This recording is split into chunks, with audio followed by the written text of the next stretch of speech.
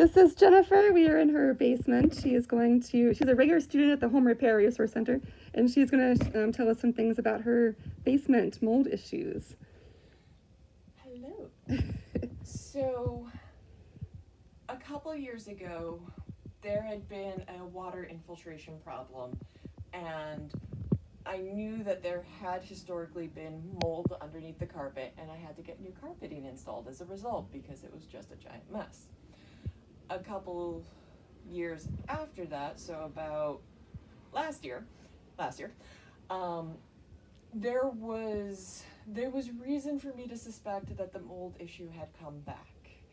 And so I came down here because I'm just like, this is where I knew that there had been a problem. And I thought it was behind the wooden panels. And so I took my handy dandy pry bar and I put it in behind one of the panels and I pried it up a little bit and I did a little bit of a sniff very carefully.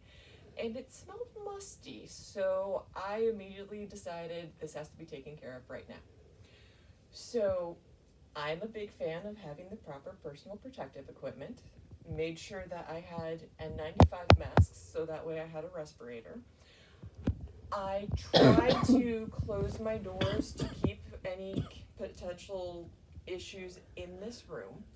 And I already had a air filter with a charcoal HEPA filter. So I brought that down here and I started running it. It's not quite professional grade. I'm sure that professionals might frown on it a little bit, but it's what I had, and so it's what I did. I then proceeded to use my handy dandy pry bar and my mallet, and I actually used 2 pry bars. And I pulled off all of the wooden, well, first I took off the faceplates of my outlets, so that way they didn't get torn off. And then I pulled down every single wooden panel and I looked underneath them and I did not see mold. It smelled musty, but I couldn't see anything. Underneath here there is styrofoam foam board insulation. So I pulled those out and I looked and I sniffed them and they smelled musty. So I just threw them all out. Seen as, let's see, I have photos because I liked to document what I did for my own entertainment. So you can see, pulled everything down. It's not perfect, but it's not terrible. And so I decided, let's look under the carpet. So I got myself a carpet kicker. You pop this off and it has a bunch of little spines that you put onto the carpet. And then you put it along the edge, kick it with your knee, and it pulls the carpet, and then with the looseness, you can pull the carpet up and out. Now, if you have baseboards down, this will not work. My baseboards were still missing from the original carpet replacement. So, it was very easy to pull the carpet back and see grossness. Those are carpet tack strips that are just inundated with a black colored mold. I have no confirmation that it is black mold, but it is a black colored mold. I proceeded to drown the entire area in a mixture of borax.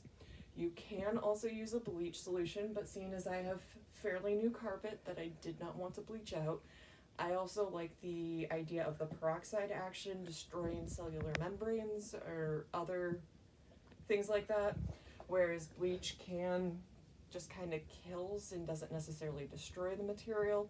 So this was recommended by a gentleman at the HRRC, and I liked that advice. I then took my handy dandy pry bar again, put it under the carpet tack strips, and I pried up everything. I pulled it all out.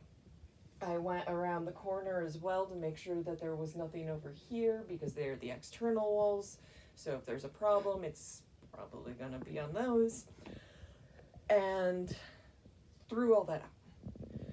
I got new carpet tack strips. There are Historically, I think you needed to nail them into a material. I have a concrete floor. I didn't want to deal with that because I do not own a hammer drill. Did not want to mess with that. There are carpet tack strips that have peel and stick, so I got those, especially because it's only sections. And so I figured the rest of the carpet tack strips can probably help compensate for what is stuck down. Let's see, what's next? Ah, this is me boraxing everything. Excellent. Oh, while I was cleaning, I discovered one day that there was a storm going on outside and there was water leaking in through a tiny hairline crack that I hadn't noticed in several places. So I had to fix that because if water's getting in, that's why I have mold. So I borrowed some masonry chisels from my dad, because he has more things than I do, and I chiseled out, I needed to cement the holes, the cracks, so that way new water couldn't get in. But if you cement like this, there's the chance that the cement can pop out. So you need to have some sort of wedge shape so that way the cement is holding itself in place. So I had to chisel out slight angles, and I will say I don't have bad wrist issues, but I have enough that if there's enough sensation and vibrations going through them, I sort of lost feeling for about 2 or 3 days. So if that's bad for you, consider a professional. If it's something that you can work through like me, just take your time. I then got hydraulic cement. In theory, you can apply this to wet situations while they're still wet. I waited till everything dried, but I figured hydraulic cement would hold up to water issues. Took that out, put it in a mixing container, not that one because it was difficult to clean, and I used some masonry tools to spread it in, and I believe, yes, I put it in more places than I probably needed to because when I pulled up the carpet tack strips, they had been nailed in place, so they pulled out some chunks with it. So I just made everything nice and pretty because I could, and I had that much cement. Before putting things back together, I waited a week or two for another storm to roll through. I did not see any new water infiltration. So hopefully it's still working. I then, to make sure that I hadn't missed anything, this was recommended to me by the folks at the home improvement store, a mold killing primer paint, which I put over the walls just in case there were remnants or anything hanging out there that the borax, maybe I didn't put a strong enough concentration down, I don't know. But just as a precaution, I painted the entire walls and then started to put it back together. You can also see white on some of the structural wood pieces because I wanted to cover all my bases. And there's my little filter, chugging away, trying to keep things nice and consolidated. Then, because if water's coming through on the inside, it's coming from somewhere outside. So I went to my outdoor staircase and I noticed, oh hey, all these little hairline cracks along my stairs. So I got dry lock and I put several coats down. That is bathed in dry lock out there. On the far side of my staircase, there were some large cracks that I filled in first with a cement compatible caulking, and then I covered it with dry lock. So no part of my staircase should have water seeping into the sides of my stairs. Nice. Let's see. There's dry lock, coat number 1.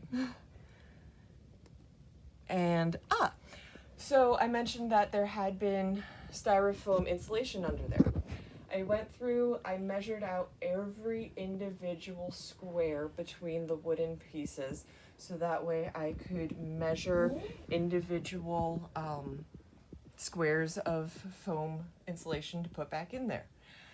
I think it was recommended that I use a utility knife to cut it.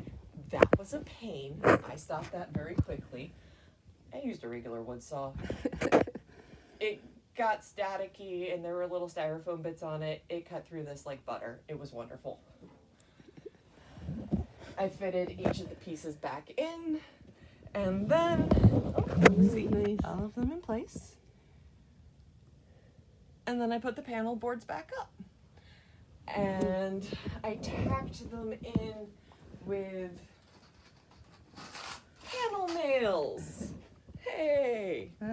That's literally what they're called. They come in a couple different finishes, so I got one that sort of thematically, aesthetically matched what was going on. Personally, I have not finished putting all the different wood trims back up because I wanted to wait until this year. My abundance of caution wants me, after it starts raining seriously again this year, to pull the carpet back up, make sure nothing has regrown, and then this summer I will work on cutting and installing new baseboards. Very nice.